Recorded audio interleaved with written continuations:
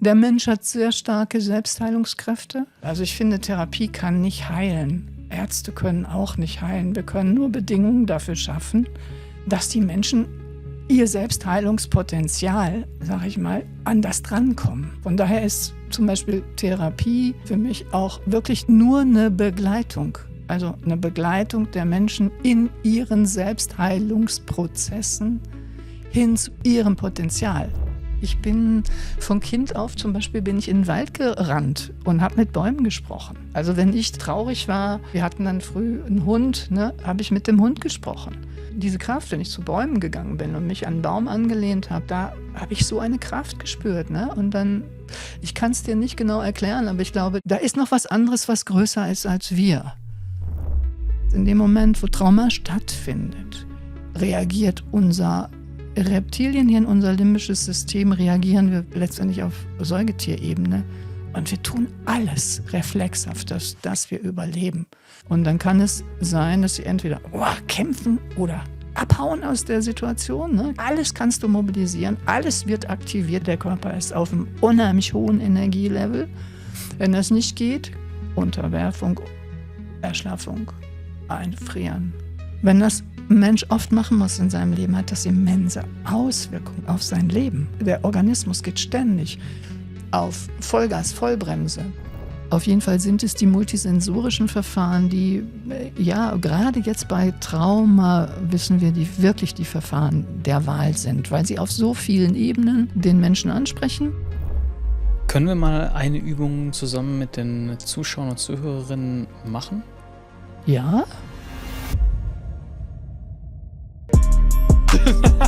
Super geiles Gefühl. Das ist kein Zufall. Den Menschen ist nicht klar, was da oben abgeht. Mindseed mit Leon Heimann.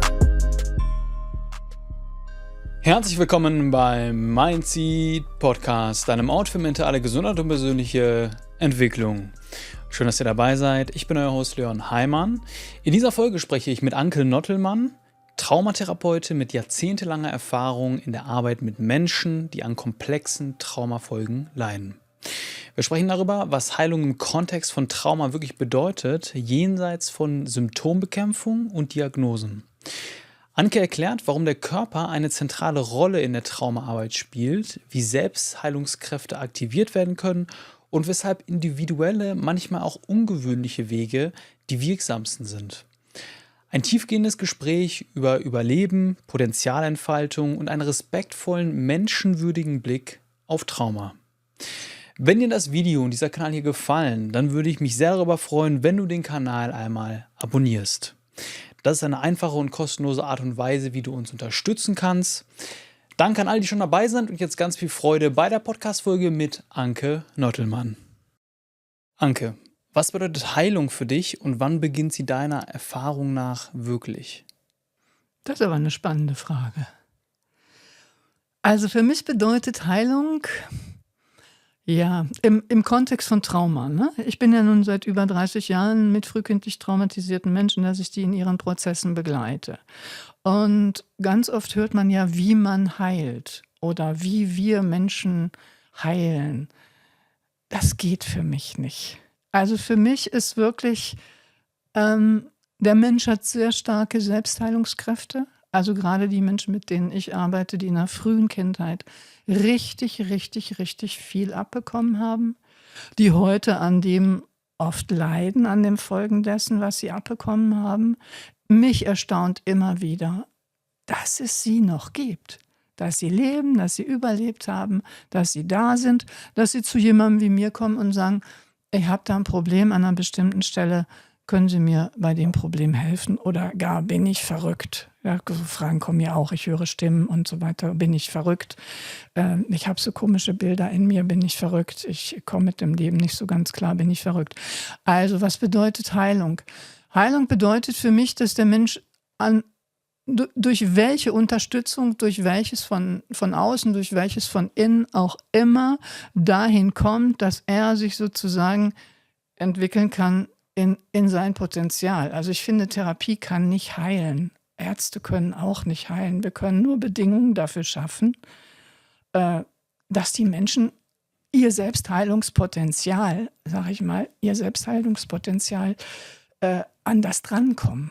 Ja, von daher ist zum Beispiel Therapie für mich auch wirklich nur eine Begleitung. Also eine Begleitung der Menschen in ihren Selbstheilungsprozessen hin zu ihrem Potenzial. Das von dem, was vorher verschüttet war durch traumatische Erfahrungen, durch Bindungstraumatisierung und ja, also was vorher verschüttet war, dass sie wirklich durch unsere, also ich sage jetzt mal unsere therapeutische Unterstützung dahin kommen, dass sie da ihr Selbstheilungskraft entfalten können und ihr Potenzial entwickeln können. Dass Heilung sozusagen, dass das aus eigener Kraft das entstehen darf, was entstehen will, wenn man was entstehen will, was eigentlich wesensgemäß entstehen will. Ja, Menschen, mit denen ich arbeite, die haben ja in ihrer frühen Kindheit Bedingungen gehabt, die desaströs waren und wo es nicht um sie ging, um ihre Bedürfnisse, um ihr Potenzial, gar nicht. So, also, ja. Erinnert mich sehr stark an das, was Gerald Hüther sagt über die Potenzialentfaltung. Ja. Du hast gerade gesagt, dass du dich manchmal wunderst, dass die Menschen noch leben, die so etwas erlebt haben. Mhm. Was haben denn solche Menschen erlebt? Okay, ich steige nicht so sehr in die Interne ein, aber schlimmste Formen, also wirklich schlimmste Formen zum Teil von Gewalterfahrungen, wirklicher Gräueltaten in der frühen Kindheit, in der Regel durch nahe Bezugspersonen, also übliche Verdächtige, Vater, Mutter, vernachlässigt werden, also gar nicht gesehen werden in ihren Bedürfnissen, in ihren biologischen Bedürfnissen. Du trinkst gerade, also zum Teil Essen, Trinken gab es nicht. Eine Klientin von mir, weiß ich, die eine dissoziative Identitätskonfusion hatte, die sagte, ich musste den Kit von den Fenstern essen. Also ja, da gab es nichts. Was musst du sich von den Fenstern Den essen? Kit, damals gab es ja noch Fensterkit. Also so. Ja, also die wirklich zum Beispiel aufs auch biologische, also überhaupt nicht ernährt worden ist, die dann später, im späteren Leben wirklich kleinwüchsig war und als sie zu mir kam, immer Probleme hatte, auch mit Knochen, mit Kiefern, weil sie einfach wirklich also in dieser Unter- und Mangelernährung gelebt hat. Also das gehört dazu und klar, Gewalterfahrungen jeglicher Couleur, aber auch und wirklich emotionale Vernachlässigung, emotional nicht gesehen werden. Das eine oder das andere oder alles zusammen kann sein. Also emotional nicht gesehen werden in dem, was ein kleines Wesen braucht, ne? Wenn es auf die Welt kommt. Es braucht Ansprache, es braucht wohlwollende Zuwendung, es braucht Hinwendung. Und da ist ein Kind, also Menschen, die frühkindlich traumatisiert sind bindungstraumatisiert in der Regel und sind nicht gesehen worden in ihrem So-Sein. Also ihre, wenn du so willst, ihre Fundamentalbedürfnisse, ja, Basisbedürfnisse, also Beziehung, Beachtung, biologische Bedürfnisse, Sicherheit, ne, dass jemand das Gefühl hat, hier ist es sicher. Ich habe hier ein sicheres Zuhause, ich habe hier sichere 4 Wände. Ich kriege Zuwendung, Geborgenheit. Ich kann mich aus diesem sicheren Hafen frei entwickeln. Ich kann mich frei bewegen. Ja, ich kann rumkrabbeln. Ich kann anfangen, die Welt zu erkunden. Das kann ich ja nur vom sicheren Hafen aus. Und das haben in der Regel die Menschen, mit denen ich arbeite, also frühkindlich traumatisiert sind, also über einen längeren Zeitraum immer wieder solche Erfahrungen hatten. Ich arbeite ja mit Erwachsenen. Also das sind so Formen, die erlebt haben, die Menschen. Es hat natürlich immense Auswirkungen auf das, wie ein Mensch dann sich entwickelt. Ne? Also wie ein Mensch sich dann entwickelt. Weil das ist natürlich prägend. Solche Erlebnisse sind prägend für dein ganzes Leben, sind prägend für alles, was da sonst noch kommt, sind prägend für die Entwicklung deines Selbstkonzeptes und dann auch später, wie es dir als erwachsener Mensch geht und wie du dann versuchst, irgendwie dein Leben zu arrangieren. Und damit bin ich ja vorhin eingestiegen. Mich wundert manchmal, dass Menschen das wirklich überlebt haben und was für starke, starke, starke Kräfte die haben.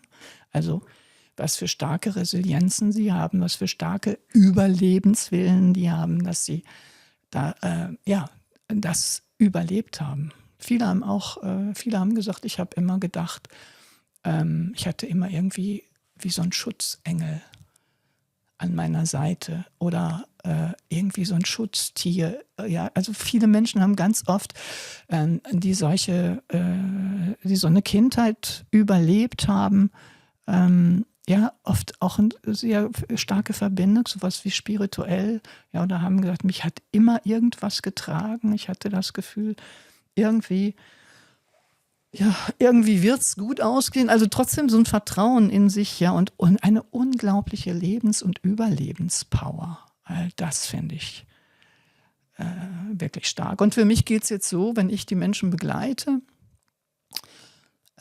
dann, wenn sie als Erwachsene zu mir kommen, dann leiden sie ja noch an den Folgen von irgendwas. Und dann geht es wirklich darum, jetzt geht es um Lebensqualität. Also es ging vorher ums Überleben und wie kann es jetzt gehen, dass ab demnächst oder ab jetzt Menschen ein gutes, glückliches und selbstbestimmtes Leben führen. Also vorher war es oft durch diese traumatische Prägung dann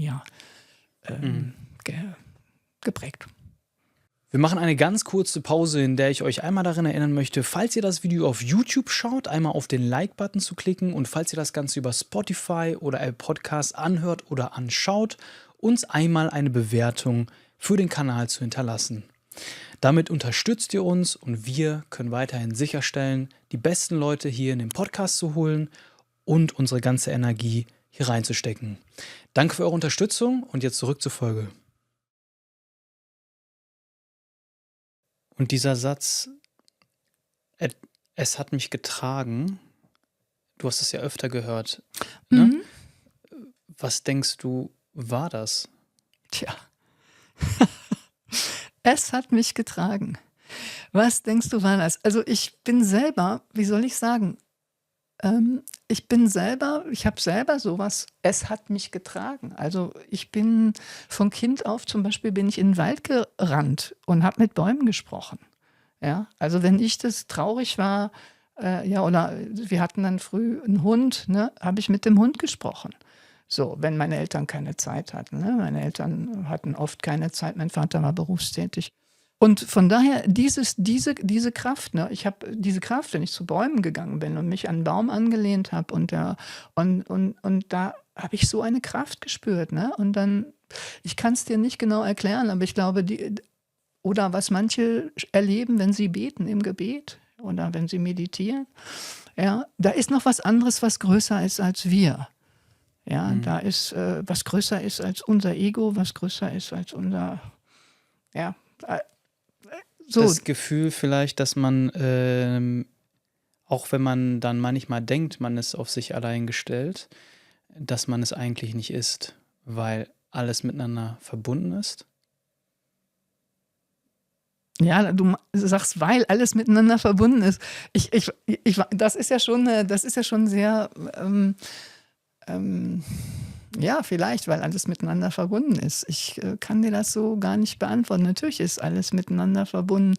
Was das letztendlich für eine Kraft in jedem Einzelnen ist, die uns da überleben lässt oder die uns da, das ist ja unglaublich, ne? Was wir für Strategien haben, um irgendwo durchzukommen. Ne? Also was wir wirklich für eine Power haben, um irgendwo durchzukommen und dann auch wirklich uns an sowas anzuschließen, was größer ist als wir. So würde ich es vielleicht sagen. Und dadurch ist es natürlich irgendwie auch alles miteinander verbunden. Ja, ich finde es auch äußerst bemerkenswert, wie viel Energie auch nochmal freigesetzt wird in solchen Gefahrensituationen. Ne? Also wir haben oft in uns noch sowas wie so eine Reserve, wenn wir denken, wir sind jetzt schon am Limit.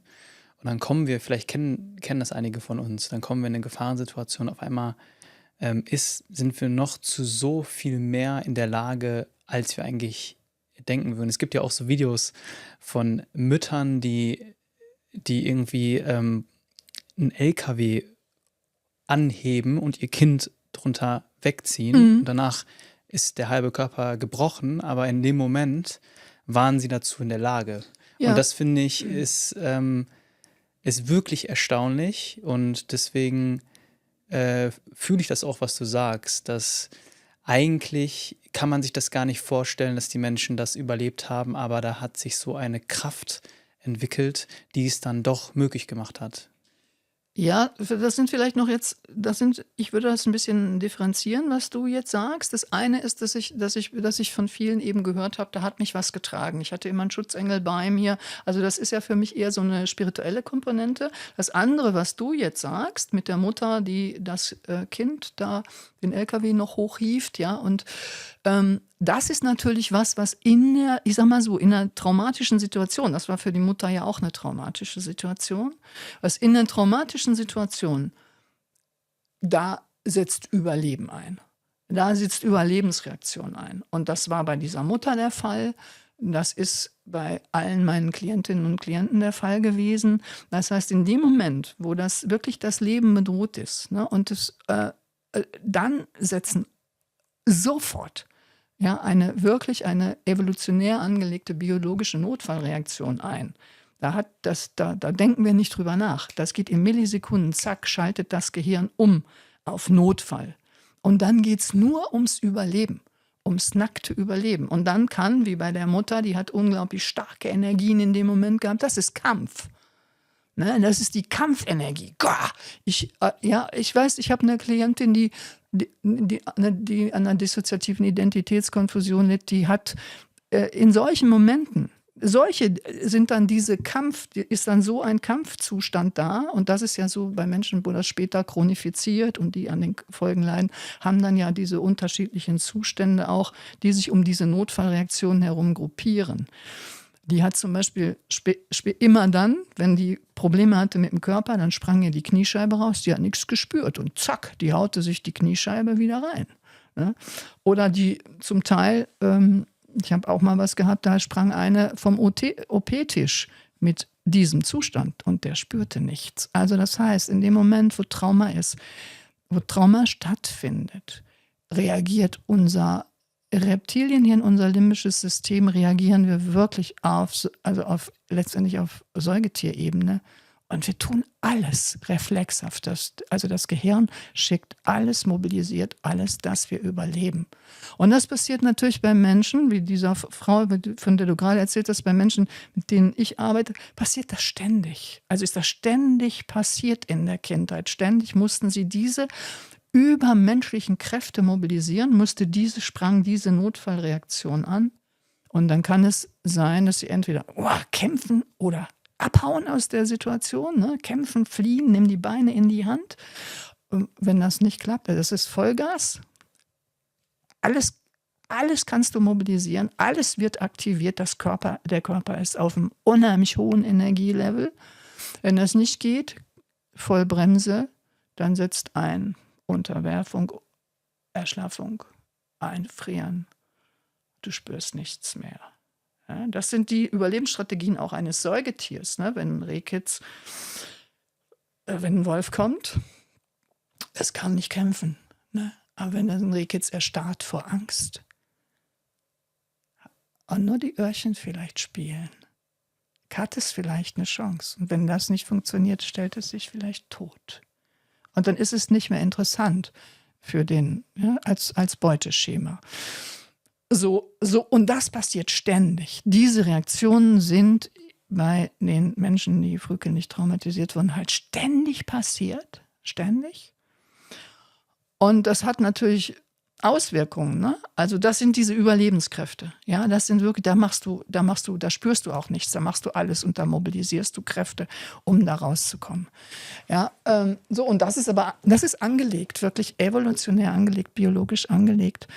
Wenn das ein Mensch oft machen muss in seinem Leben, hat das immense Auswirkungen auf sein Leben. Ja, weil der Organismus geht ständig auf Vollgas, Vollbremse. Du weißt, wenn du das mit deinem Auto machst oder ich weiß nicht, ob du überhaupt Auto fährst, ja, das hat Auswirkungen, Vollgas, Vollbremse, ziemlich viel Abnutzung, Motor, Reifen, Bremsen. Ne? Also es ist ziemlich viel Einsatz und das ist eben bei den Menschen wirklich der Körper, the body keeps the score, hat Bessel van der Kolk gesagt, der Körper trägt diese Erinnerung alleine von diesen biologischen Notfallreaktionen. Das hat immense Auswirkungen. Ne? Es hat immense Auswirkungen auf den Körper, was ich vorhin sagte von der einen Klientin, die kleinwüchsig und immer Probleme hatte mit den Gelenken, Knochen.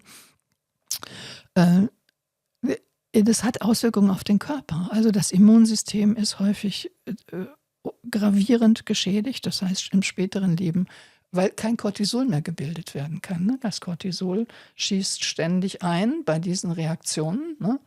Und dann sind irgendwann die Speicher leer. Ja, und das heißt, sie haben massive Probleme, das Immunsystem ist massiv geschwächt. Cortisol manchmal müssen die wirklich Medikamente nehmen, um irgendwie das Immunsystem aufrechtzuerhalten.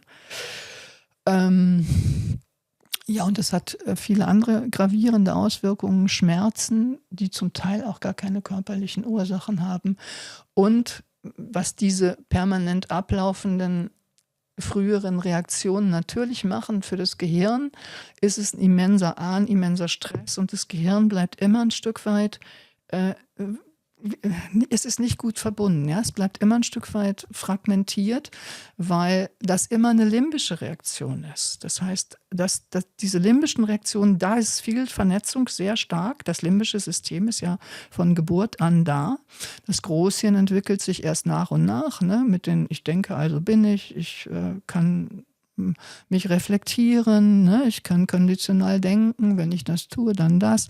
So, und das entwickelt sich ja erst nach und nach. Das heißt, wenn früh immer diese Alarmreaktionen im Gehirn stattfinden, bleibt das immer ein Stück weit unverbunden. Ne? Also das heißt, Menschen, die so früh so massive Erfahrungen gemacht haben, haben wirklich, das ist nachgewiesen durch viel Forschung, haben keine gute Vernetzung zwischen präfrontalen ventromedialen Kortex, also Großhirn, und dem, was limbisches System ist, unser Feuerwehralarmsystem. Im späteren Leben bedeutet das Feuerwehralarmsystem wahrscheinlich immer wieder anspringt. Die sind hyperempfindlich häufig, ne? Die sind schreckhaft. Die haben emotional starke Stimmungsschwankungen, haben massive Probleme mit ihren Emotionen. Ja, also wirklich stark, haben massive Probleme oft ihre Emotionen kontrollieren zu können, ihre Gefühle kommen. Es gibt einen kleinen Trigger von außen, ne, was weiß ich, du rutscht mit dem Glas hin und her und jemand erschreckt sich, ne? Oder ich stelle das Glas und du erschreckst dich. Also das heißt schreckhaft, ihre Gefühle nicht steuern können. Und das gibt große Probleme. Ja, das gibt häufig große Probleme, weil die Menschen denken, warum kann ich das nicht? Das ist doch eigentlich, die anderen können das doch. Das ist doch ganz normal. Ja, jetzt bin ich aber sehr abgeschwiffen, glaube ich. Nee, es war sehr interessant. Und um jetzt nochmal auf die erste Frage zurückzukommen, weil du hast ja gesagt, Heilung bedeutet für dich, dass man wieder sein volles Potenzial entfalten kann, wenn ich das jetzt richtig wiedergebe? Ja, die Selbstheilungskräfte, dass deine Selbstheilungskräfte so aktiviert werden, dass du in dein Potenzial, was eigentlich deinem Wesen gemäß ist, Genau. dass du das entfalten kannst. Das heißt, all diese Dinge, die du jetzt genannt hast und all diese Reaktionen, die stattfinden auf verschiedenen Ebenen, hemmen uns dann eigentlich, unser individuelles Potenzial zu entfalten. Ja, weil früher der Organismus oder weil dieses Wesen immer mit Überleben beschäftigt war. Ne? Mit diesen massiven Reaktionen immer mit Überleben. Und dann ist natürlich das Potenzial erstmal gedeckelt, sage ich mal, von diesen ganzen Überlebensreaktionen. Ich meine, und da kann ich nur sagen, Gott sei Dank, dass der Mensch überlebt hat und jetzt da ist, wo er ist. Ja, er hat schon eine gigantische Widerstandskraft bis dahin bewiesen, bis ich ihn dann sehe. Ja, und genau, und diese früheren Überlebensstrategien deckeln natürlich das in vielerlei Hinsicht an dein eigentliches Potenzial zu entfalten. Ja, weil es hat natürlich massive Auswirkungen häufig auf deine Alltagsgestaltung. Also Menschen, die, sag ich mal, sehr viel vom Leben abbekommen haben und die so am äußersten Extrem sind der Folgen von Traumatisierungen, die wir kennen. Ja, am äußersten Extrem, also die einfachste Form von Traumatisierung, die wir kennen, ist ja Monotrauma. Das weiß jeder, ne? Auf ein Monotrauma entsprechende posttraumatische Belastungsreaktion zu zeigen. Du hattest einen Unfall und danach fühlt sich nichts mehr so an wie Also vorher.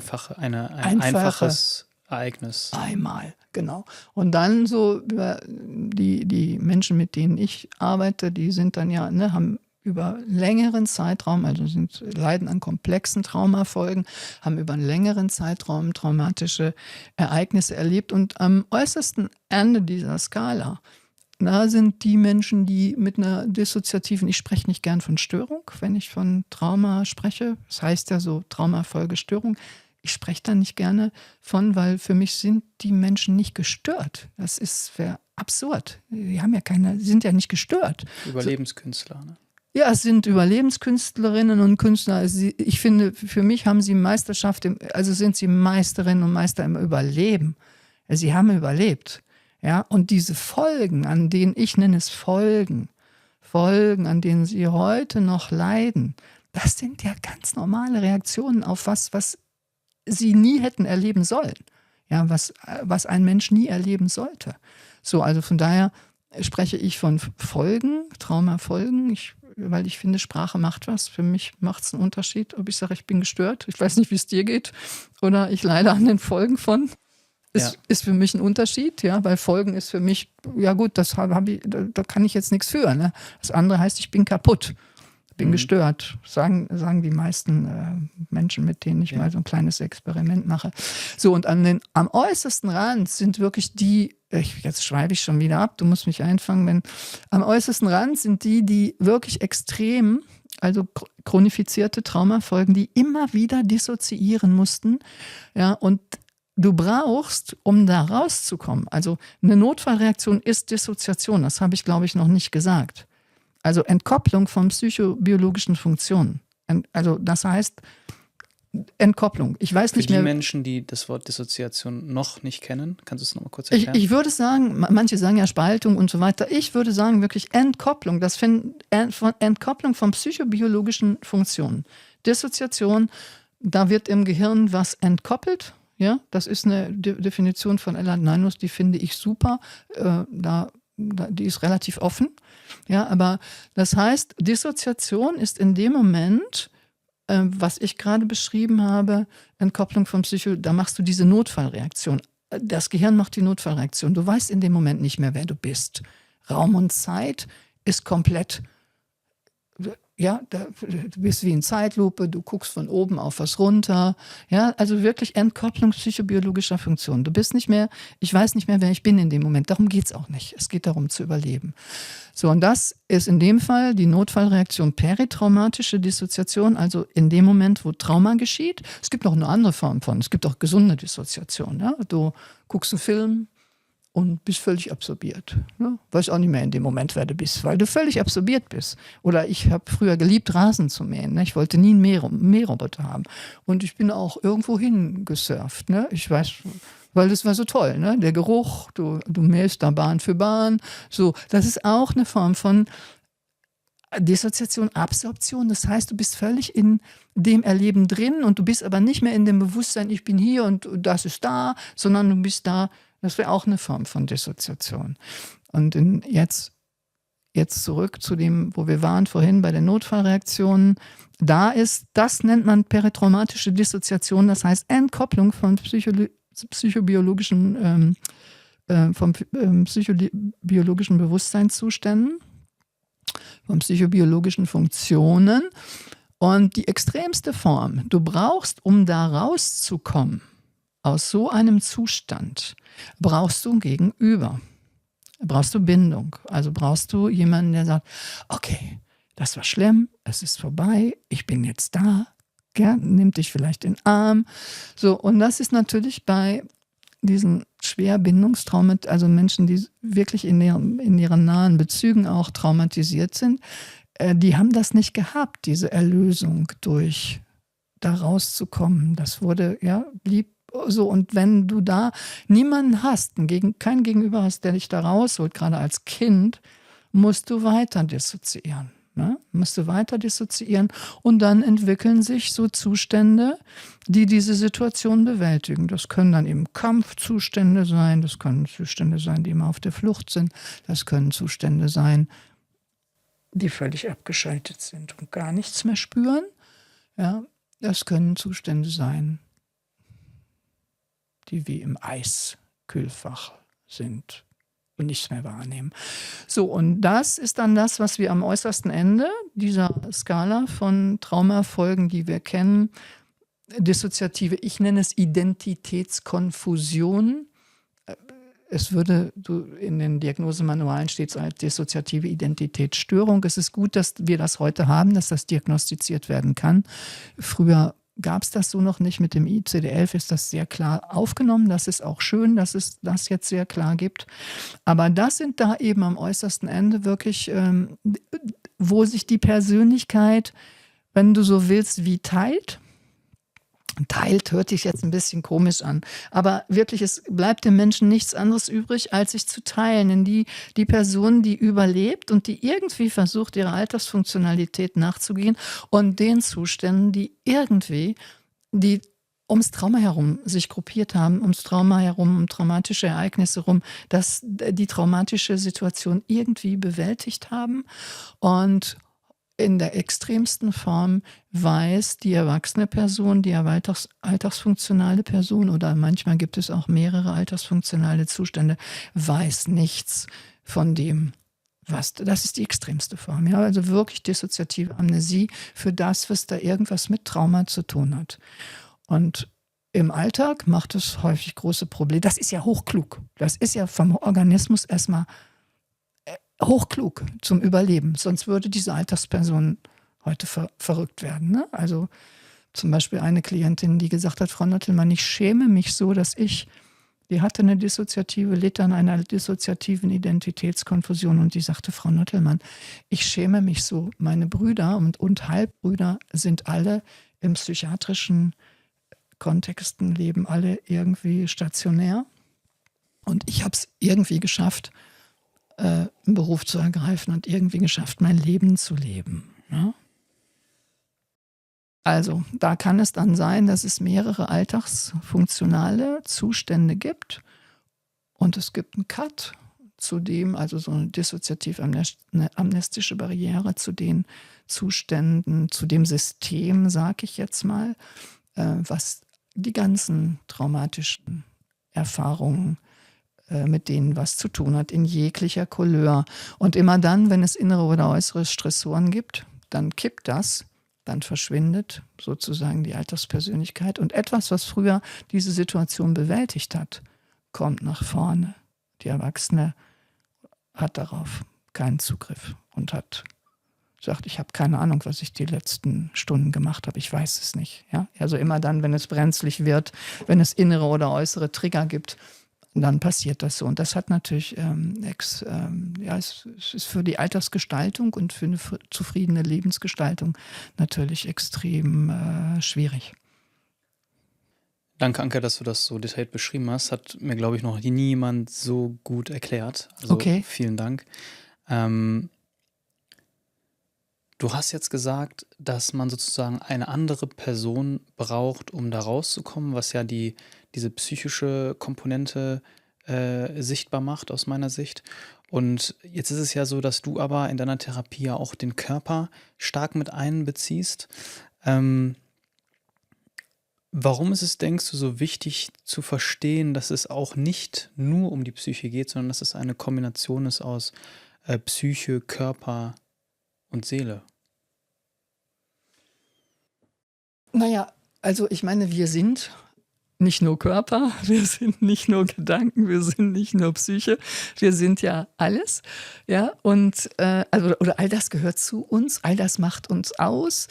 Und was du jetzt ansprichst, den Körper, die Psyche, also wir wissen schon seit langem, dass es dass es die multisensorische Prozessbegleitung ist, therapeutisch, die wirklich hilfreich ist, ja, und die wirklich Menschen am ehesten anspricht und die wirklich dabei hilft, du hast vorhin von Heilen gesprochen, dass Menschen sich heilen können, ne? Dass Menschen wieder heil werden können. So, sind es wirklich die multisensorischen Verfahren, also die den Körper mit einbeziehen, die natürlich die Kognition mit einbeziehen. Ich würde, also du hast ja gerade bist mit Bindung und Beziehung eingestiegen. Beziehung ist ja etwas, was bei uns, ich sag mal, bei uns, wenn ich sage uns, meine ich so Therapeutinnen, Therapeuten, die Beziehung wird ja ganz oft sehr betont. Ja, was ich wichtig finde, ganz wichtig finde, an der Stelle zu sagen, ich finde es bei Trauma total wichtig, also gerade bei diesen sehr frühkindlich und stark chronifizierten Menschen, die mit den Folgen zu kämpfen haben, dass wir die Beziehung möglichst flach halten. Ja?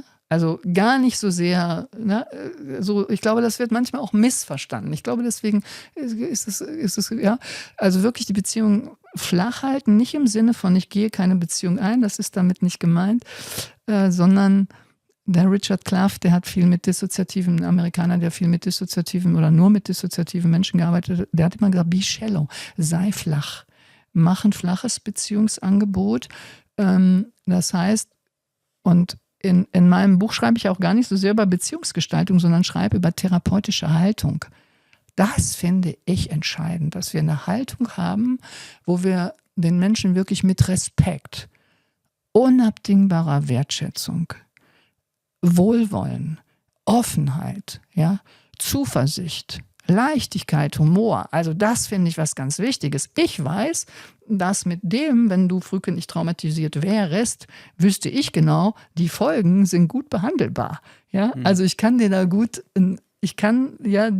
drin begleiten, dass du das auf deine Art und Weise mit dem, was ich so dir bieten kann, ja, ich bin da sehr, ich gehe immer davon aus, was will der Mensch, der zu mir kommt. Ja? Ich stülpe da nichts über und ich habe eine Menge im Handwerkskoffer und ich mache wirklich das, wo die Menschen sagen, Frau Nottelmann, das möchte ich gerne bitte mit Ihrer Hilfe erreichen. Jetzt schweife ich schon wieder ein bisschen ab.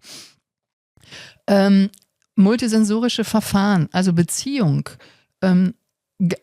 es ist für mich die therapeutische Haltung. Ja? Menschen wirklich so auf Augenhöhe auch zu begegnen, ja, das gestaltet Beziehung und ansonsten die Beziehung möglichst flach zu halten. Wir sind sehr zuverlässig, wir sind zuversichtlich, wir gehen mit Leichtigkeit und Humor da rein und unabdingbarer Wertschätzung. Aber ansonsten, wir sind nicht diejenigen, die alles wieder gut machen wollen, was früher schiefgelaufen ist, demjenigen alles ersparen wollen, was früher nicht gut gelaufen ist und ihm all das geben, was früher nicht da war. Weißt du, das finde ich ganz wichtig, sondern wirklich so zu gucken, was will sich da entwickeln. Ich habe alles, ja, und deswegen sage ich heute immer, überfrachtet die Therapie nicht, schafft nur geeignete Bedingungen, damit die Menschen da sich neben all dem, was da verschüttet war, sich in ihr Potenzial entwickeln können. Und wenn man so, und deswegen multisensorische Verfahren, die beziehen natürlich den Körper mit ein. Und ich bin eben seit jetzt 10 Jahren ungefähr ein totaler Fan vom Klopfen. Das bezieht ja sehr den Körper mit ein. Das ist ein multisensorisches Verfahren. Das arbeitet natürlich auch auf kognitiver Ebene, also wirklich die Beziehungsstrukturen sich selbst gegenüber und auch anderen gegenüber aufzugreifen und zu verändern. Also auf jeden Fall sind es die multisensorischen Verfahren, die, ja, gerade jetzt bei Trauma wissen wir, die wirklich die Verfahren der Wahl sind, weil sie auf so vielen Ebenen den Menschen ansprechen. Und Trauma passiert auf vielen Ebenen. The body keeps the score, also Bessel van der Kolk, der Körper trägt die Erinnerung. Menschen haben Konzepte über sich entwickelt, ja, also Psyche, also das Selbstkonzept, ich bin ein Loser, bin sowieso nicht wert, ich bin ein Nichts, es lohnt sich nicht, sich mit mir zu beschäftigen und wie auch immer die Konzepte heißen und die mit eben geeigneten Möglichkeiten in Bewegung zu bringen. Und dafür sind die multisensorischen Verfahren und ich finde jetzt eben das Klopfen oder PEP. Ich habe es bei Michael Bohne PEP gelernt und ich habe daraus eben eine Methode entwickelt, die man ganz hervorragend für Komplextrauma einsetzen kann. Sehr vereinfacht, sehr präzise auf den Punkt gebracht. Vor allen Dingen ja, in jeglicher Hinsicht, was die Beziehungsgestaltung angeht, die Beziehungsgestaltung zu sich selber angeht, was die heftigen emotionalen Reaktionen angeht, dafür sind diese multisensorischen Verfahren einfach klasse. Und das Klopfen, also ich finde, seitdem ich Klopfen kenne, ich bin ja nun schon lange als Therapeutin unterwegs, über 30 Jahre, seitdem ich das Klopfen kenne, das hat nochmal meine Arbeit total revolutioniert. Ich glaube, früher habe ich auch schon nicht so schlechte Arbeit gemacht, weil Humor und war immer für mich auch ein ganz wichtiges Element und wirklich so dieses, ich glaube zutiefst daran, dass der Mensch einen Schatz finden kann. Ne? Das begleitet mich von Stunde 1 an und immer auch von Stunde 1 an in den Prozessen. Wie kann ein Mensch, der sowas überlebt hat, sich möglichst, wenn er zu mir kommt, von Anfang an selbstwirksam erleben, dass er sich nicht von mir als Therapeutin abhängig machen muss, ja? Sondern dass er ganz früh Möglichkeiten an die Hand hat, er oder sie sich wirklich selbstwirksam zu erleben. So, und dafür sind diese multisensorischen Verfahren und ich finde jetzt das Klopfen, ja, weil ich kenne keine andere Methode, was die Menschen so gerne zu Hause machen. Ja, weil der Körper ist immer dabei und ein paar Punkte klopfen, das geht. Seinen Lieblingspunkt klopfen und dann einen stärkenden Satz sich zu sagen. Und vor allen Dingen im Hinblick darauf, ich habe ja vorhin gesagt, dass gerade bei den Menschen, die am extremsten Rand sind, der Traumafolgen, die mit einer dissoziativen Identitätskonfusion und nicht nur die, im Grunde alle komplex Traumatisierten, aber die haben es extrem, die können sich ja ganz schwer in der Gegenwart halten. Wenn irgendwas innerlich oder äußerlich kommt, rutschen die weg und dann ist irgendwas Jüngeres vorne, irgendwas Dissoziatives vorne, irgendwas, was gar nicht weiß, wo bin ich jetzt überhaupt? Und ich habe eine ganz einfache Michael Bohne, von dem ich PEP gelernt habe, der hat ja, das finde ich genial bei dem, der hat diese 5 Lösungsblockaden gesagt, es gibt im Grunde hauptsächlich 5 Lösungsblockaden. Das ist Selbstvorwurf, Fremdvorwurf, Erwartung, Loyalität und Altersregression. Und Altersregression ist was, da habe ich gedacht, da müssen wir gar nicht warten, bis das uns im Prozess auftaucht, sondern das brauchen wir von Prozessbeginn an, weil die Menschen so schnell wegrutschen. Ich meine, guck uns an. Wenn ich hochemotional bin, mich aufrege, bin ich meistens ein bisschen jünger, als ich tatsächlich bin. Ich weiß nicht, wie es dir geht. Mhm. Ja, oder wenn wir irgendwie, ich weiß nicht, ob ich das kann und wenn ich ganz unsicher werde, bin ich meistens ein bisschen, kriege ich schon so ein Stimmchen, ne, bin ich ein bisschen so und dann werde ich in der Regel auch ein bisschen jünger. Also wir müssen deswegen nicht dissoziativ sein. Das ist bei den meisten Menschen der Fall. Wenn die hochemotional werden, dann werden wir in der Regel jünger und sind in der Altersregression und bei Menschen, die eben da am äußersten Ende sind, dieses Spektrums, schwere dissoziative Identitätskonfusion, die dissoziieren dann wirklich komplett weg und wissen nicht mehr, wo sie sind. Und dafür ein Tool aus dem PEP von Michael Bohne, habe ich gesagt, das setzt man sofort an den Anfang der Behandlung. Ich habe das dann umgewandelt und verändert.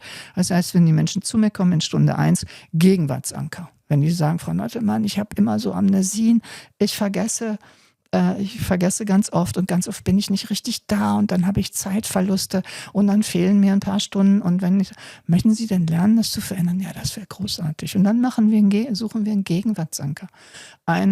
Mit einem starken Satz oder manchmal ein starker Satz für die Gegenwart. Fürs Echtzeitalter ist schon gut, ja, wenn die Klientin oder der Klient 56 ist. Ich bin 56, gestandener Mann, ich bin ein gestandener, starker Mann. Also wir suchen irgendeinen starken Anker für die Gegenwart. Ja? Wenn jemand sagt, mit Echtzeitalter kann ich nichts anfangen, weil Echtzeitalter ist natürlich, oh Gott, was habe ich bisher erreicht in meinem Leben? Oder ich bin schon so alt, bin für den Markt nicht mehr interessant. Oder ja? Dann suchen wir eine erwachsene Kompetenz. Erwachsen kann ich super geil kochen oder irgendwie sowas. So, und für die meisten Menschen ist das hier ein Stärkungspunkt, hier auf dem Brustbein zu klopfen. Tarzan. Wow. Das ist jetzt vor deiner Zeit gewesen, wahrscheinlich Johnny Weissmüller, ja, der da oben auf der steht und in den Dschungel gleich sich die Liane greift. Nein, aber das ist ja auch so ein Dominanzpunkt bei den Affen, bei den Gorillas. Ne? Hier, Dominanzgebärde. Und das finden die meisten Menschen angenehm, das zu verbinden. Und wenn wir das lustig entwickeln und lachen viel und die innere Welt, also das, was da innen ist, frage ich immer, ist alles, was sie ausmacht, damit einverstanden, dass wir das jetzt hier machen mit dem Erwachsenen? Und meistens sagt die innere Welt, endlich soll die Erwachsene mal ihren Job machen. Ne? Weil wenn man sich das vorstellt, wenn das durch diese inneren, äußeren Stressoren verschwindet, das erwachsene Ich, wer muss dann die Kohlen aus dem Feuer holen? Jüngere Anteile. Und meistens haben die da gar keinen Bock drauf. Vor allen Dingen, die wissen ja gar nicht, was hier in Raum und Zeit los ist. Wir sind im Jahr 2025, wenn die hier bei dir sitzen sollen und ein Interview halten, sind die ein bisschen überfordert oder machen was ganz Lustiges daraus. Das kann natürlich auch sein. Aber ich mache in ein paar Tagen einen Workshop auf einem Kongress, also müsste das ein jüngeres Ich von mir machen, wäre das überfordert. Mit meinem beruflichen Erwachsenen-Ich kann ich das gut machen. Ja, bleibe ich souverän in meiner Kompetenz. So, das heißt, das sind so ganz einfache Tools, wie dieser Gegenwartsanker, multisensorisch. Ne? Ich suche auf der kognitiven Ebene. Das ist bisher nicht mein Selbstkonzept gewesen, dass ich eine starke erwachsene Person bin und das auch bleiben kann. Ja, und das sind so ganz kleine Tools, die eine unglaubliche Wirkung haben. Ne? Damit gehen die Menschen nach Hause. Wir besprechen das genau, wie die das dann zu Hause machen. Zum Beispiel immer dann, wenn ich viel Zeit habe, wenn mein Mann aus dem Haus ist oder immer dann, wenn Triggersituationen kommen könnten, wo ich getriggert werde, dass ich plötzlich reinrutsche in was Jüngeres, in was Dissoziatives. Ich bin eine coole Erwachsene und bleib das auch. Ja? Das ist zum Beispiel was, alle Menschen, die ich darin ausgebildet habe, haben gesagt, das ist der Knaller. Ja? Und Menschen, die ich begleitet habe in ihren therapeutischen Prozessen, mir sagen, es gibt eine Zeit vor, es gibt eine Zeit nach dem Klopfen. Gerade dieses mit dem Gegenwartsanker und dann selber sich auch beruhigen zu können, diese Punkte durchklopfen zu können, die Akupunkturpunkte durchklopfen zu können und sich mit sich selbst in Beziehung zu gehen durch diese Kurbelübung, dass das für die, manche haben gesagt, das ist ein Quantensprung, ne? Oder mit dem Gegenwartsanker sagen, Klientin, das ist revolutionär. Ich merke jetzt erst, wie selten ich in meiner erwachsenen Präsenz bin. Als Erwachsene kann ich zum Zahnarzt gehen. Ja, wenn die eine Zahnarztphobie haben. Als Erwachsene kann ich das. Und dann lassen sie das gehört für mich auch dazu, die kindlichen Anteile zu versorgen, ja, die dann für die einen sicheren Geborgenheitsort zu schaffen, wo die kindlichen und dissoziierenden Anteile wirklich heute in Sicherheit sind, endlich das bekommen, was sie früher gefehlt hat. Ja, aber die kindlichen Anteile, das bekommen, was früher gefehlt hat. Sicherheit, Geborgenheit, maximale Freiheit. Ja, jeder kindliche Innenanteil, wenn er das möchte, bekommt ein gutes Wesen an seine Seite. Das heißt, dass da jetzt Nachbeälterung stattfinden kann. Das ist für mich so eine Kombination aus dieser klassischen Traumaarbeit, wie ich sie auch von Luise Reddemann gelernt habe, dass das Kindliche gut versorgt ist und der erwachsene Mensch in seiner Präsenz bleiben kann. Können wir mal eine Übung zusammen mit den Zuschauern und Zuhörerinnen machen? Ja. An was denkst du? Also wir könnten jetzt das machen mit dem Gegenwartsanker. Wir könnten auch machen, einfach ein paar Punkte mal durchklopfen. Oder wir könnten machen sich... Also mit Michael Bohne hatten wir ja schon mal die PEP-Methode auch besprochen und wir hatten das Klopfen gemacht. Vielleicht können wir... Habt ihr die Punkte durchgeklopft? Genau, und mit dem Kreisen auch am Ende. Vielleicht können wir heute mal was anderes machen. Okay, gut, wir könnten das machen. Also das eine ist, hättest du Lust daran, für dich einen starken Gegenwartsanker zu finden? Ja. Ja? Oder hättest du Lust, auf eine freundliche Art und Weise mit dir umzugehen? Ich frage dich jetzt einfach. Eine freundliche Art und Weise, mit mir umzugehen. Ja? Ja. Okay. Also mit dem Gegenwartsanker ist klar, ne, wir suchen einen starken Satz für die erwachsene Kompetenz und das verankern wir dann. Gut, ich mache das eben ein bisschen anders als der Michael mit dem Klopfen. Bei mir sind wirklich die Tools fast alle separat und natürlich abgestimmt jetzt auf mein Klientel. So, jetzt, ich kriege von dir einen Auftrag, das wäre für mich ganz wichtig. Jetzt sage ich dir noch, ist alles, was dich ausmacht, damit einverstanden, dass du jetzt mit meiner Hilfe lernst, freundlicher mit dir umzugehen? Ja. Ja. Ja, das würde ich mir immer abholen von meinen Klientinnen, also ein Auftrag und Einverständnis von innen. Das heißt, das ganze System möchte ich an Bord haben. Ja? Gut, dann ist das für dich hier eine Möglichkeit, dich hier berühren zu können? Genau, also für die jetzt nur zuhören, Anke fragt mich gerade, ob es für mich okay ist, mich oberhalb meiner linken Brust kreisend anzufassen. Ja, das ist für mich in Ordnung. Oberhalb der Herzgegend machen wir eine leicht kreisende Handbewegung. Du bist Rechtshänder. Bei Rechtshändern geht das und Rechtshänderinnen geht das gut, oberhalb der Herzgegend.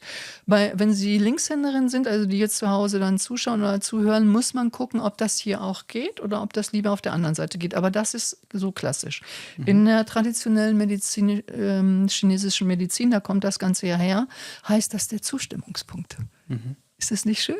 Ich stimme mir zu. Und das ist natürlich für einen frühkindlich traumatisierten Menschen erstmal weit weg, aber so fangen wir an, freundlicher mit. So. Also, wir brauchen jetzt gar keine Situation, wo du nicht freundlich mit dir umgehst, aber du würdest es gerne haben und das wäre eine Möglichkeit. Und jetzt gucken wir mal, wir sprechen das erstmal, auch wenn ich dieses Thema habe. Wir steigen jetzt nicht ein ins Thema, also das Thema, dass du manchmal nicht freundlich mit dir umgehst. Auch wenn ich dieses Thema habe. Und wir würden jetzt beide, du würdest das wiederholen, also auch mit sprechen. Geht das? Auch wenn ich dieses Thema habe. Kannst du es so mit mir sagen? Genau. Ich spreche dann jetzt mal auch für die Zuhörer und Zuschauer, auch wenn ich das Thema habe. Ja. Und jetzt probieren wir aus. Wir gehen jetzt zuerst auf die Ebene der Beziehungsebene. Jetzt probieren wir aus. Ich spreche dir ein paar Sachen vor und du guckst mal, was bei dir resoniert. Auch wenn ich dieses Thema habe, bin ich okay, so wie ich bin. Auch wenn ich dieses Thema habe, bin ich okay, so wie ich bin. Liebe und ehre ich mich so, wie ich bin. Liebe und ehre ich mich so, wie ich bin. Und du überprüfst, das klingelt, ne? Schätze und achte ich mich so, wie ich bin. Schätze und achte ich mich so, wie ich bin. Ist davon irgendwas stark? Ich fühle es noch nicht so richtig. Liebe und akzeptiere ich mich so, wie ich bin. Liebe und akzeptiere ich mich so, wie ich bin. Bin ich okay, so wie ich bin. Bin ich okay, so wie ich bin. Mit allem, was mich ausmacht. Mit allem, was mich ausmacht. Ist daran irgendwas interessant? Irgendwas, was resoniert? Auch wenn ich dieses Thema habe, bin ich okay, so wie ich bin, schätze und achte ich mich so, wie ich bin, liebe und akzeptiere ich mich so, wie ich bin, finde ich den Gedanken interessant, mich irgendwann okay zu finden. Mit allem, was mich ausmacht. Ist da irgendwas bei? Ob eine Sache besonders in Resonanz getreten ist? Liebe und schätze ich mich so, wie ich bin. Liebe und schätze ich mich so, wie ich bin. Okay. Ist der Zusatz wichtig mit allem, was mich ausmacht? Mit allem, was mich ausmacht? Ist der Zusatz wichtig? Auch mit meinen Verrückten, Bekloppten und Seiten, die ich nicht so mag? Auf jeden Fall. Auf jeden Fall. Okay, das ist bei mir neu, diesen Zusatz mit reinzunehmen, damit ich sofort alles, was dich, mich, alles ist da mit drin. Ja? Also, ich habe nichts zu mitschreiben mit, ich wusste nicht, was hast du jetzt gesagt, Liebe und schätze? Ich mich so, wie ich bin. Liebe und schätze ich mich so, wie ich bin, mit allem, was mich ausmacht. Das wäre also das Erste, auf der Selbstbeziehungsebene. Jetzt gucken wir weiter. Ich hoffe, ich merke mir das. Ich müsste jetzt eigentlich mitschreiben. Ne? Liebe und schätze ich mich so, wie ich bin, mit allem, was mich ausmacht. Guck mal, ob der andere Aspekt auch wichtig ist, nämlich der Aspekt der Sicherheit und Orientierung. Bin ich heute sicher? Kann ich heute auch wenn ich dieses Thema habe, kann ich heute für meine Sicherheit sorgen? Bleibe ich heute sicher? Bleibe ich orientiert? Kann ich nur erwachsen für meine Sicherheit sorgen? Behalte ich den Überblick? Ist da irgendwas interessant? Oder ist das beim freundlichen Umgang mit dir nicht so interessant? Dass du heute den Überblick behältst, egal wie du mit dir umgehst. Das ist wichtig. Ist wichtig. Ist wichtig, behalte ich den Überblick oder ist wichtig, bin ich heute in Sicherheit, bleibe ich orientiert? Bin ich in Sicherheit, bleibe ich orientiert. Bin ich in Sicherheit und bleibe ich orientiert? Ist für dich wichtig das Wort heute? Nicht unbedingt. Für dich nicht unbedingt. Ich mache einen Schwenk, für viele frühkindlich Traumatisierte wichtig, dass die wissen, heute ist es sicher. Ja, heute kommt hier niemand rein. Heute ist es sicher. Ja, dass wir einen Unterschied machen direkt zu früher. Für dich nicht. Also bin ich heute sicher und orientiert. Ja. Und das andere war Schätze und Liebe. Ne? Guck mal, ob der Aspekt noch wichtig ist, der Autonomie, weil auch das ist eines unserer Fundamentalbedürfnisse. Die sind übrigens von Gabriela von Witzleben. Ist das noch wichtig? Mache ich mein Ding, auch wenn ich dieses Thema habe? Mache ich mein Ding, gehe ich meinen ganz eigenen Weg? Bestimme ich, wo es lang ist? Entscheide ich, was gut für mich ist heute? Mache ich mein Ding? Gehe ich souverän meinen ganz eigenen Weg? Tue ich es auf meine Weise? Das ist mir schon wichtig, ja. Tue ich es auf meine Weise? Ja? Ja, gehe ich meinen eigenen Weg. Gehe ich meinen eigenen Weg, okay. Ist es wichtig, gehe ich heute? Nee. Nee, für dich nicht. Ne? Also einfach gehe ich meinen eigenen Weg. So, und dann könntest du jetzt immer, wenn du merkst, du gehst gerade ein bisschen mit dir am Hadern, manche Menschen, die so selbstkritisch sind und so, die können das ja, dann kannst du sagen, auch wenn ich mich gerade anscheiße, auch wenn ich gerade mit mir hadere, auch wenn ich gerade mich so finde, egal, was auch immer da kommt, könntest du dann sagen, jetzt müsstest du das mal mit mir zusammen sagen, schätze und liebe ich mich, so wie ich bin, mit allem, was mich ausmacht. mit allem, was mich ausmacht. Bin ich sicher und orientiert Bin ich sicher und orientiert. und gehe ich meinen ganz eigenen Weg. Gehe ich meinen ganz eigenen Weg. So, Okay. ja. So, wenn ich jetzt gewusst hätte, dass wir das machen, hätte ich hier farbige Karten, würde dir das aufschreiben und würde mit dir, also du suchst dir eine Farbe aus, die du gerne hättest, würde dir das aufschreiben, würde mit dir genau besprechen, wann du das im Alltag einsetzt. Was macht das mit dir? Und wenn du so...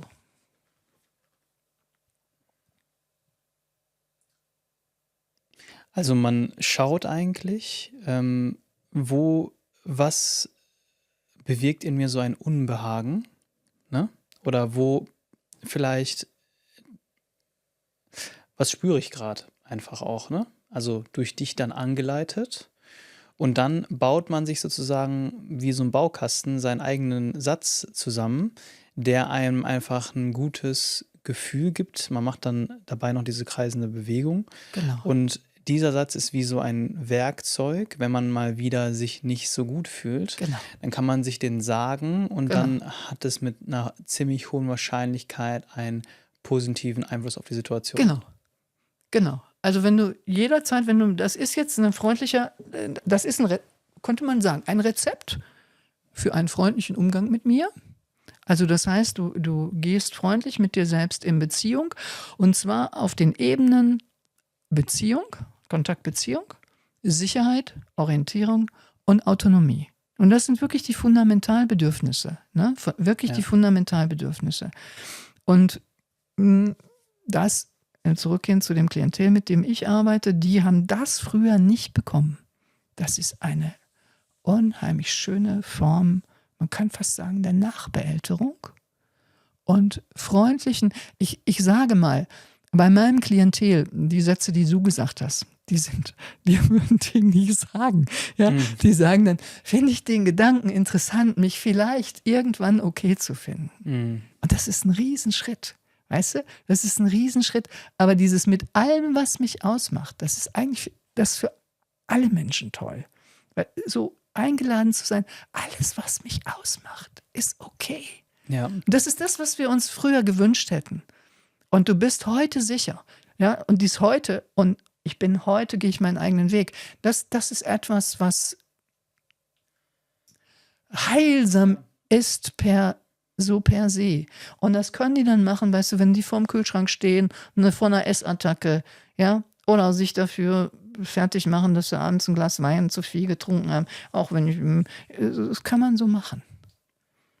Ja, das ist auch etwas, woran ich in letzter Zeit viel gearbeitet habe. Also ich bin manchmal auch sehr streng mit mir selbst. Ich glaube, das kommt auch irgendwo aus meiner Vergangenheit, Erziehung. Ich kenne meine Mutter zum Beispiel, die ist auch sehr streng mit sich selbst.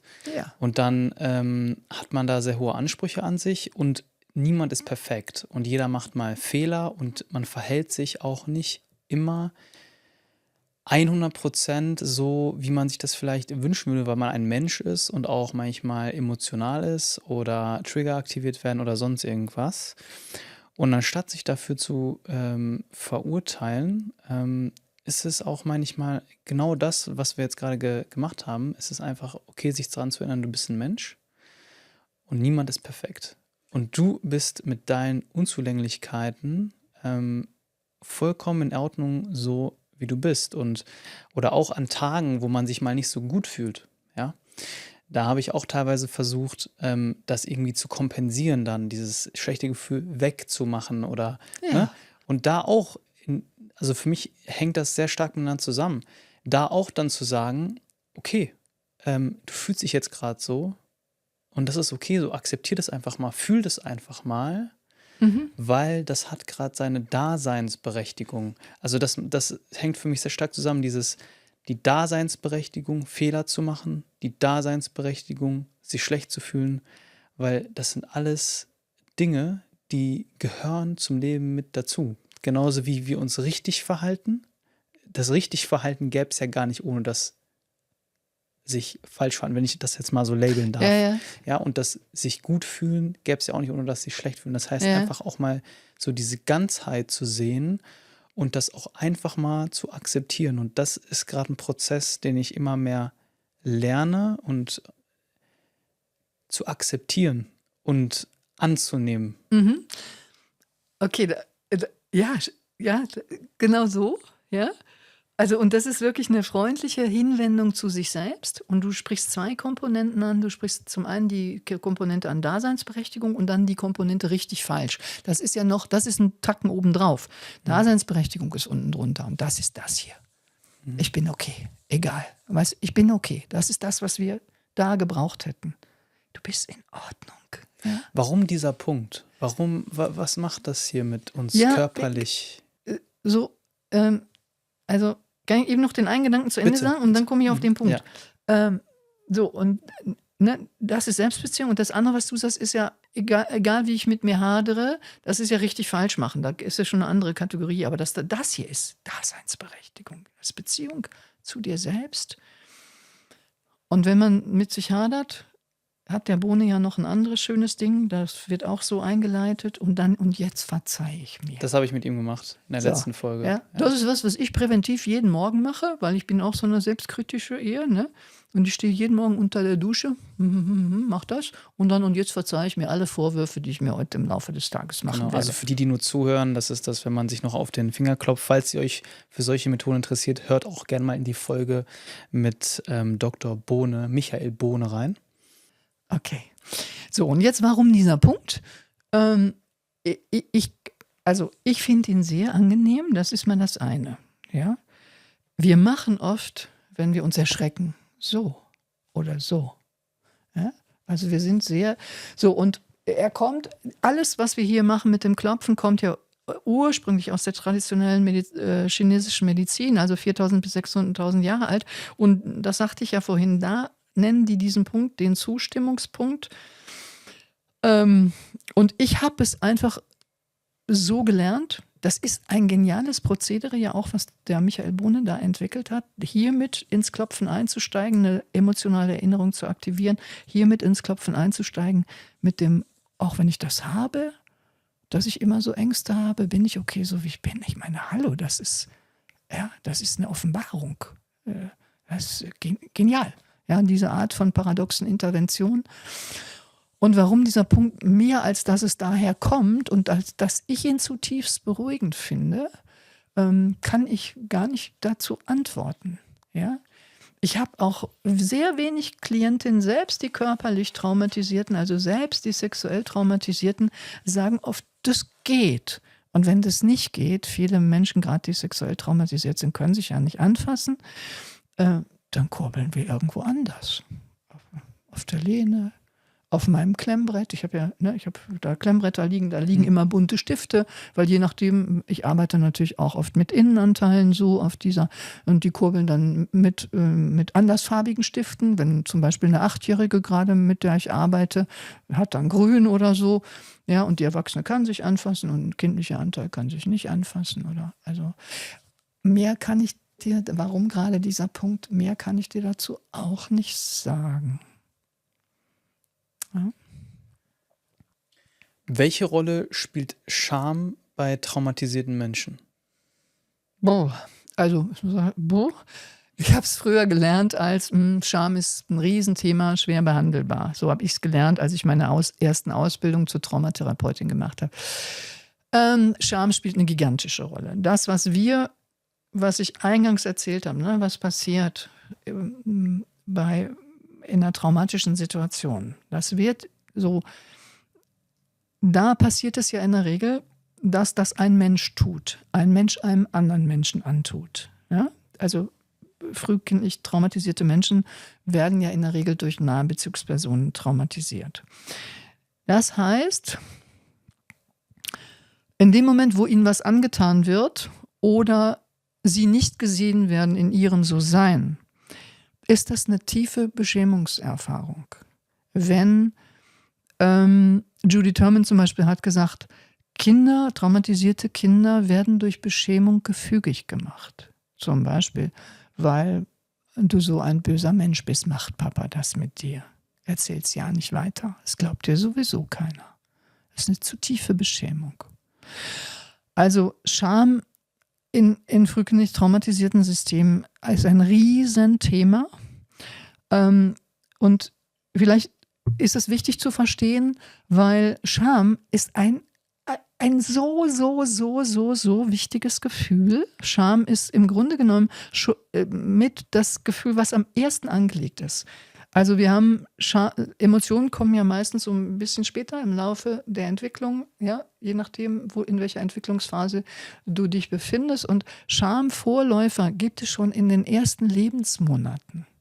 Ja, in den ersten Lebensmonaten, weil das Kind braucht Bindung. Ja, braucht es, um seiner Selbstwillen gesehen zu werden und in seiner Einzigartigkeit angesprochen werden, in seiner Bedürftigkeit angesprochen zu werden. So, das heißt, bei Kohut, ein Analytiker, hat schon gesagt, das Kind aktiv sucht den spiegelnden Glanz im Auge der Eltern, hat Kohut gesagt. Das finde ich schön, ja. Also das Kind, und da kommen ja auch die Analytiker, das Kind braucht einen Spiegel. Das Kind will gespiegelt werden, damit es einen Bezug hat, ja, weil es muss ja anfangen, sich auf irgendwas zu beziehen in dieser Welt. So, das heißt Schamvorläufer, schon ganz früh. Und die Scham als Emotion an sich entwickelt sich in etwa zwischen dem 12. und 15. Lebensmonat. Das ist genau der Zeitpunkt, wo sich unser Dopaminsystem entwickelt. Das dopaminerge System ist ein System, was dafür sorgt, dass wir auf einem ganz hohen Aktivierungsniveau entweder belohnt werden oder bestraft werden. Ja? Wow, du hast es gut gemacht, super. Ja? Ich bin stolz auf dich.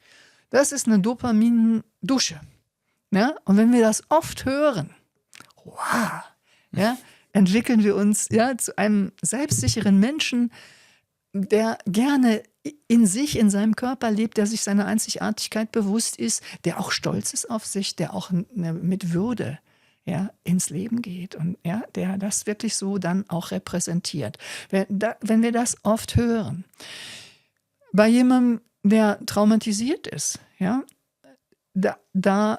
oder ich gehe erstmal, Scham brauchen wir. Scham brauchen wir, um unseren Platz zu finden in unserer Gemeinschaft. Wir leben ja in dieser Gesellschaft, wir leben in diesem Gesellschaftssystem, in dieser Kultur, du kommst gerade aus einer anderen Kultur, du bist ja letzte Woche, ja, also da ist das auch ein bisschen anders. Jede Gesellschaft hat ein bisschen anderes Charminterpretation. In manchen Gesellschaften taucht das gar nicht auf, aber es ist letztendlich ein unglaublich wichtiges Gefühl, um deinen Platz in der Gemeinschaft zu finden, weil es auf diesem starken Aktivierungsniveau stattfindet. Ein Kind braucht Begrenzung, um zu überleben. Ja? Soll ich ein kurzes Beispiel sagen? Gerne. Ja, kleine Felix rennt auf die Straße, ist gerade im Explorationsdrang und fängt an zu laufen und fängt an, die Welt zu erkunden.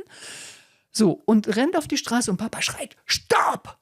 Felix, halt an! Ja, und Felix, das bremst ihn aus. Ja, Felix erstarrt kurz. Ne, manche wirklich Felix erstarrt. Wenn Papa jetzt weiß, wie es geht, geht er hin, nimmt ihn in den Arm, geht auf Augenhöhe, sagt, oh Felix, das hast du gut gemacht. Ja, und lobt ihn. Felix, kommt raus aus der Erstarrung. Ja, und fängt an, Papa, okay, jetzt kann ich mich wieder beruhigen. Papa ist stolz auf mich. Das macht man nicht. Deswegen starkes Aktivierungsniveau. Straße, damit wir internalisieren, links und rechts gucken, nicht einfach laufen, sonst könnten wir sterben. Wenn Felix Vater das nicht weiß, ihn hinter sich herzieht, Felix steht da, angewurzelt, weiß nicht, was los ist. Vater brüllt ihn an. Ey, Felix, bist du verrückt, auf die Straße zu laufen? Komm jetzt mit, du hältst mich nur auf. Sowas in der Art, ja. Felix wird nicht erlöst. Felix bleibt irritiert, ja, bleibt in dieser Schockstarre, fängt vielleicht noch an zu weinen. Das heißt, ja, und dann läuft es für Felix nicht gut. Und wenn er sowas öfter erlebt, und deswegen sage ich, dass das passiert ja den frühkindlich traumatisierten Menschen ständig. Und dann auch noch in viel schlimmeren Formen. Das heißt, die werden nicht erlöst aus dieser Beschämungserfahrung, sondern Felix jetzt bleibt komplett irritiert. Der wusste nicht, dass das mit der Straße man das nicht macht. Hatte ihm noch niemand erklärt. Das heißt, er bleibt irritiert.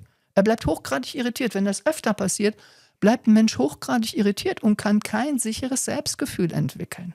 Das ist bei Trauma der Punkt, dass Menschen immer wieder beschämt werden. Ja, immer wieder wird irgendwas mit ihnen gemacht. Immer wieder schießt diese tiefe Beschämung ein, diese tiefe Erniedrigung ein, dieses tiefe Schamgefühl. Und darum herum entwickelt sich dann das Selbstkonzept. Und das Selbstkonzept ist dann wirklich häufig bei frühkindlich traumatisiert, ich bin ein Nichts, ich bin wertlos, ich bin ein Loser, ich habe es nicht verdient. Ja, das war ja so, was hat Scham damit zu tun? Das ist ganz, ganz, ganz tief im Selbstkonzept eingegraben, diese tiefe Beschämung. Die zeigt sich dann im späteren Leben auf unterschiedliche Art und Weisen, weil es gibt natürlich auch viele Strategien, das nicht zu spüren. Ne? Du kannst in Sucht, in Kampfverhalten, in Trotzverhalten, in Idealisierung, in Perfektionismus, ja, aber unten drunter oder Situationen zu vermeiden, wo du wieder beschämt werden könntest, zum Beispiel. Ja, große Angst vor solchen Situationen. Das alles sind eher unbewusste Vorgänge, aber die Scham ist wirklich, das ist echt, also die Scham hat wirklich bei frühkindlicher Traumatisierung geht es immer wieder um tiefe Beschämung. Deswegen ist es so wichtig, auch im therapeutischen Kontext dann so zu arbeiten, dass Menschen nicht wieder beschämt werden. Und eigentlich ist es mit diesem Klopfen, ist das eine schöne Möglichkeit, weil das eine sehr schöne spielerische Art ist, miteinander umzugehen. Ja? Wir würden zum Beispiel auch nie so sitzen. Wenn ich mit jemandem arbeite im therapeutischen Setting, wir setzen uns nicht gegenüber, sondern wir sitzen eher so Ships passing by. Also, dass du mich nicht angucken musst. Du kannst es, aber nicht, wenn du dann wegguckst, weil häufig können die auch gar nicht so gut Blickkontakt haben. Ne? Und dass es nicht wieder eine Beschämungserfahrung ist. Also wir gestalten Prozesse schon so, dass sie nicht bitte nicht wieder beschämt werden. Ist nochmal wichtig, dass du das erklärt hast, finde ich, weil, also ich hatte mich vorher auch mit dem Begriff Scham noch nicht so auseinandergesetzt und es war auch eher so für mich so ein negativ assoziierter Begriff. aber auch zu verstehen, und ich wusste, dass du dich stark mit dem Thema auseinandergesetzt hast, deswegen wollte ich nochmal ansprechen, dass Scham auch also ist auch wichtig für uns zum Überleben. Finde ich, ist ein total wichtiger Punkt, auch nochmal herauszustellen. Ja. Zu überleben und unseren Platz in dieser Welt zu finden, in dieser Gemeinschaft zu finden, in dieser Sippe, in der wir leben.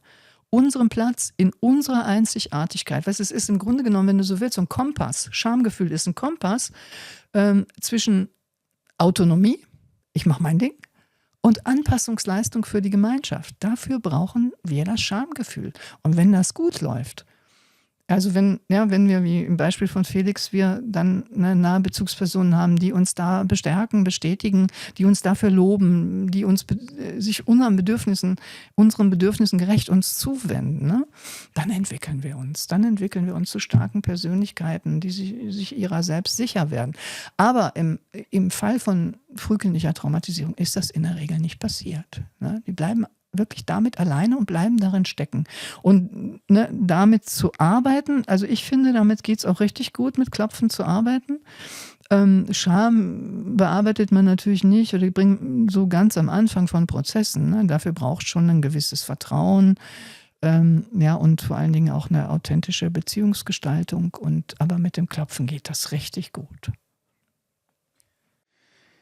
Wir haben jetzt gerade schon eine Übung gemacht gehabt und du hast auch zum Beispiel vom Gegenwartsanker, wenn ich mich recht erinnere, gesprochen.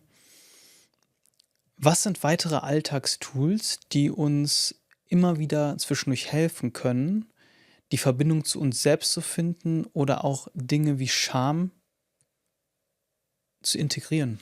Okay. Es gibt da für mich 2 zentrale Alltagstools. Und beide haben wir schon angesprochen. Das eine haben wir gerade gemacht. Das ist diese Selbstfürsorgeübung, die Selbstbeziehung verbessert. Auch wenn etwas in mir sich gerade total schämt, etwas in mir, ich bin ja mehr als meine Scham, etwas in mir schämt sich gerade. Und dann dieses Mantra, was wir vorher für dich gefunden haben, wo du resonierst, ja? Bin ich bei dir was schätze und liebe ich mich so, wie ich bin, bleibe ich in Sicherheit und bin orientiert und gehe ich meinen eigenen Weg. Das ist balsam, gerade bei Scham. Das ist wirklich da. Und ich bin heute groß. Ich bin heute groß und bleibe es auch. Oder ich bin ein kompetenter, erwachsener Mann oder... Das sind wirklich diese beiden Tools, also sich an seine Gegenwart als erwachsener Mensch zu erinnern, weil da kannst du realisieren, hier fallen keine Bomben. Nein, hier nicht. Hier sitzt mir ein sehr freundlich ausschauender Mann gegenüber. Es ist eine schöne Atmosphäre. Ja, hier sind grüne Pflanzen. Als Erwachsener kann ich das realisieren. Das sind wirklich die zwei zentralen Tools. Plus, wenn du affektiv gerade aus dem Hemd springst, die Punkte nur durchzuklopfen. Also diese 16 Akupunkturpunkte durchzuklopfen. Wenn du gerade so bist, dann kannst du einfach einen Moment mal eben klopfen. Aber ich würde immer das einleiten, ich groß und bleib es auch. Also wirklich viele meiner Klienten sagen das so, ich groß. Ganz 2 Wortsätze. Ja. Und das sind, so höre ich immer wieder von meinen Klientinnen, die zentralen Tools. Ich bin erwachsen und bleibe es auch. Und auch wenn es mir so scheiße geht, dass ich denke, ich müsste in die Klinik. Bin ich okay? Kann ich heute für meine Sicherheit sorgen? Und mach mein Ding. Nein, ich gehe jetzt nicht in die Klinik. Ich mache mein Ding. Ich bleibe hier. Ja? Also das habe ich echt von vielen Klienten mit Klopfen, Kurbeln und Co. habe ich mich über die Feiertage gerettet. Mit Klopfen, Kurbeln und Co. Musste ich nicht in die Klinik. Mit Klopfen, Kurbeln und Co. habe ich so manche Essattacke überwunden und so weiter. Mit Klopfen, Kurbeln und Co. habe ich mich nicht verletzt. Ja. Also das sind wirklich für mich das und das. Und dann noch das Klopfen der Punkte, wenn du total hohen emotionalen Stress hast. Das sind die 3 wichtigsten Tools. Aber wenn ich nur 2 hätte, die ich mitnehmen dürfte auf die Insel, würde ich das mitnehmen. Ich bin groß und bleibe es auch. Und auch wenn ich mich gerade wieder tierisch aufrege. Ja? Wir folgen der Tradition des Podcasts und am Ende stellen wir immer eine Frage an alle Gäste. Du kennst wahrscheinlich diese Nachrichten, die ab und zu, oder diese Alarm-Notifications, die ab und zu auf unsere Handys kommen, wenn der Staat hier sowas auslöst. Stell dir vor, du könntest jetzt so eine kleine Nachricht, eine Push-Nachricht an alle Menschen schicken mit einem Satz. Welcher Satz wäre das? Wie schön, dass Sie da sind.